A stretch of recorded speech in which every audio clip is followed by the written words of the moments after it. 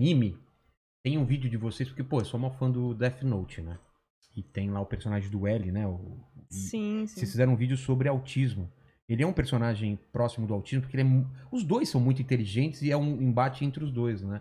O que vocês falam nesse vídeo sobre o Death Note? Qual é a... Então, Death Note, a gente tem 2 vídeos, assim, no canal. Daí um que a gente fala bastante sobre o poder, né? E como o poder meio que corrompe as pessoas e tal. O poder dele de poder matar uma pessoa só por escrever o nome, é isso? Totalmente, isso. E como isso subiu a cabeça, né? E o quão perigoso é também ter tanto poder centralizado numa pessoa só. E é uma obra perfeita, assim, pra esse tipo de reflexão política, enfim, como sociedade.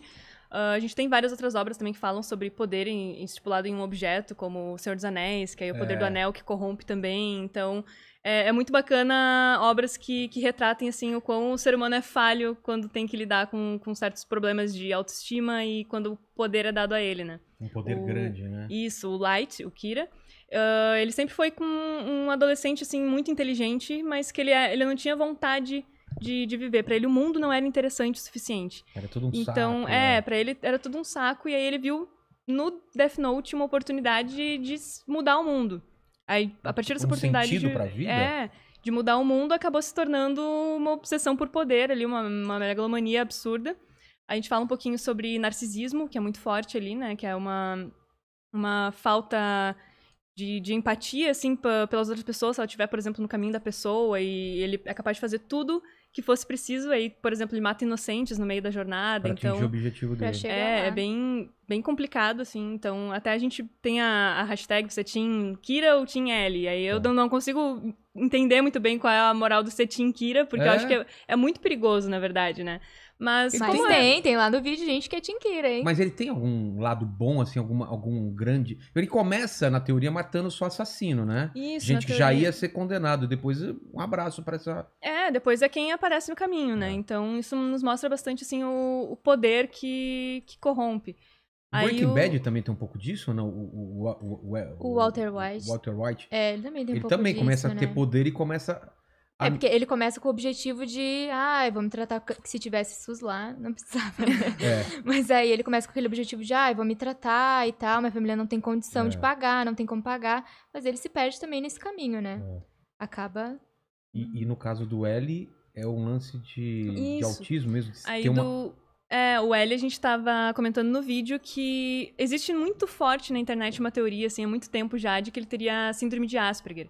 Que antigamente era considerado uma síndrome de Asperger, agora ela foi incluída no autismo nível 1. O autismo, ele, de acordo com o DSM-5, que é o Manual Diagnóstico e Estatístico dos Transtornos Mentais, que é utilizado por profissionais da área da saúde e tal, da psicologia, psiquiatria, o autismo, ele tá dividido em 3 níveis, que é o nível 1, que é o leve, aí o 2, moderado, e o 3, que é o gravíssimo. Aí o que diferencia esses níveis são o nível de comprometimento tanto do fator social, quanto do fator intelectual, enfim. Aí a síndrome de Asperger, que chamavam antigamente, que ainda muita gente continua utilizando o termo, né? Porque naturalmente era um termo que era muito utilizado antes. Aí demora um pouquinho pra cair em desuso, mas agora ela faz parte do autismo nível 1. Então, o nível 1, o que caracteriza? É uma inteligência muito acima do normal pra alguma coisa? Não necessariamente uma inteligência, né? Existe todo um mito de que autismo é sinônimo de inteligência. Isso também é uma... É mito, então? Acontece... A gente vê em filme, né? Sim. Acontece por... Aquele do The Good Doctor. Dustin Hoffman. Não. Que levam ele pra Las Vegas e ele ganha... Ele faz o cálculo muito rápido. Tem o Rayman, lembra? O Rayman, é verdade. Mas qual que você tá tentando lembrar? O do Russell Crowe, Uma Mente Brilhante. Também era... Era autismo? Não assisti, eu não lembro se era autismo, mas... pode ser. Vocês iam falar de qual? O quê? Você ia falar de algum filme ou outra referência? Não, do L mesmo, que em relação à inteligência, acho que isso acontece muito por conta do hiperfoco que acompanha, né? Que geralmente acontece o hiperfoco em alguma área específica. Aí no L, por exemplo, eram os casos criminais dele, que ele tem e tal, e que ele consegue ficar totalmente a par, só ali, entendeu? Focado e 100% com a sua atenção ali. A gente tem outras séries também, como a Atypical, que é uma série da Netflix, que ela retrata eu vi. o dia a dia de um adolescente autista. É muito boa a série, boa porque mesmo. ela consegue se manter bem fiel, sabe? Mostra ele indo pra terapeuta, mostra ele tendo as dificuldades sociais, que é mais característico do transtorno. Social a interação social é um ponto, assim, que é bem importante ter uma atenção especial ali. E aí ele começa a querer se apaixonar, porque é um adolescente e tal.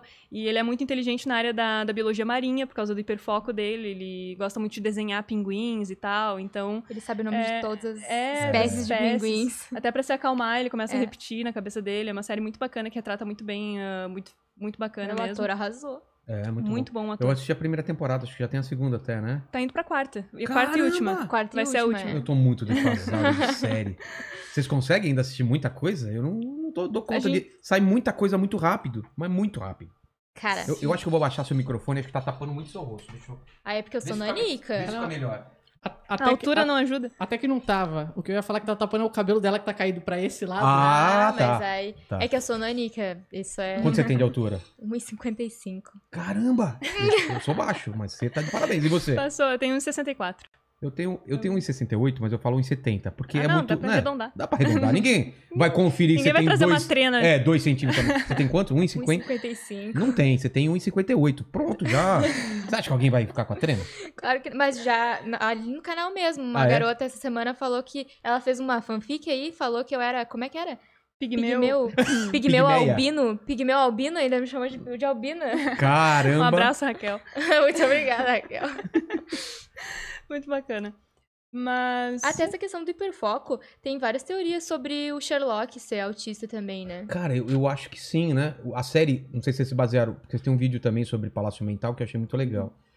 É a série inglesa que eles retratam muito bem isso, muito quando a câmera, eu não lembro direito, mas vai como se fosse o pensamento dele, né?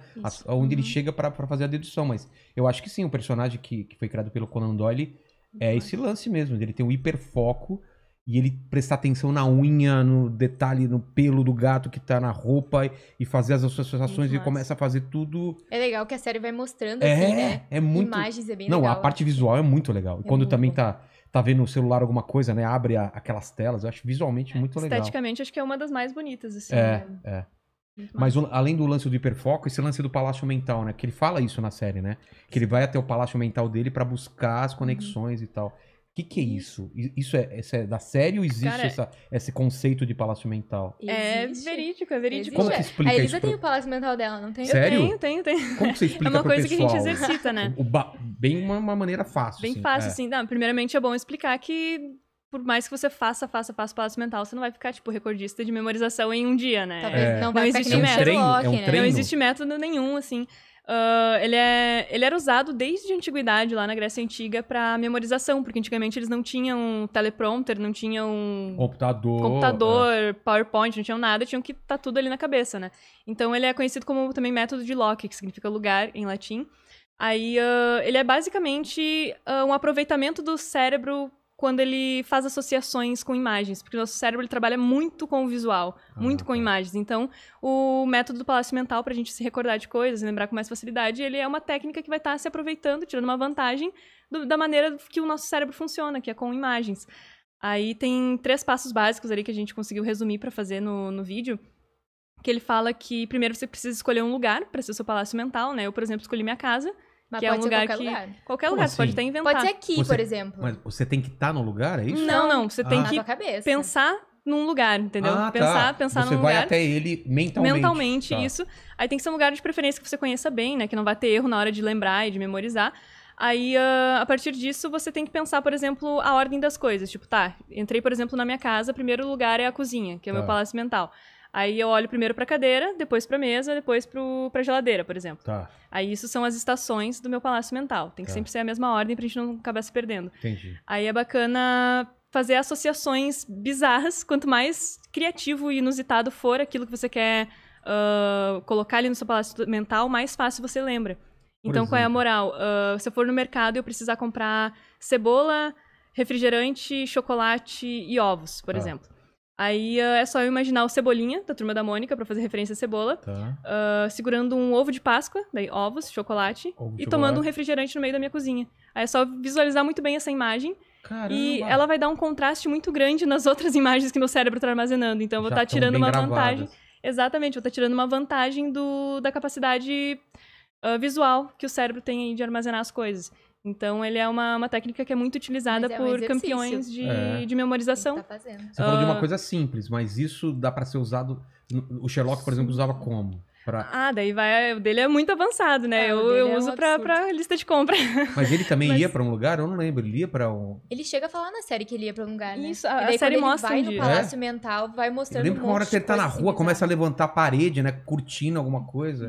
Vai levantando um monte de coisa. É que ele é um nível que a gente não vai conseguir chegar. O palácio dele é um palácio. O seu é um kitnet perto do... Não, o meu é meu quarto. Pô, eu vou fazer essa experiência, então. É bizarro. Ó, dá pra fazer, porque tem um monte de troço bizarro aqui. Total, né? Só ir fazendo as associações. Que doido. Bacana. E do Sherlock, vocês falaram mais coisa ou era mais o Palácio Mental mesmo que vocês destrinchavam? Acho que era mais isso, sim. Da minha, falamos da... Bastante gente fala, ele é um sociopata, ele é não sei o quê, mas... Ele tem varia traços muito... de sociopata, o Sherlock? Que é o lance de não se importar com as pessoas também, né? Mas, por exemplo, depende da representação, né? Porque Sherlock tem muitas séries, muitos livros, muitos quadrinhos. Então, pelo menos na série da BBC, que foi a que eu assisti, ele se importa com as pessoas. Então, aí já quebra um pouco dessa teoria, né? Porque, por exemplo... relacionando ele mais com megalomania, eu acho, né? Isso, com megalomania. Que é aquela vontade de poder, aquela coisa, tipo, de querer se mostrar mais inteligente, querer se mostrar mais alguma coisa. Mas ele é um cara que não se importa muito pelo problema dos outros, né? Assim, tipo... É meio que nem... Lembra do Dr. House? Não sei se vocês também fizeram alguma coisa do Essa eu não House. cheguei a assistir ainda. Tá. Mas ele era meio assim também, era super focado também. Mas, por exemplo, quando ele magou os sentimentos do Watson na série da BBC, ele se importa. Então já quebra um pouco ele se importa bastante com o Watson em diversos momentos. Então já quebra bastante, já não... Já não tem a ver. Vocês falaram do lance do poder do Senhor dos Anéis,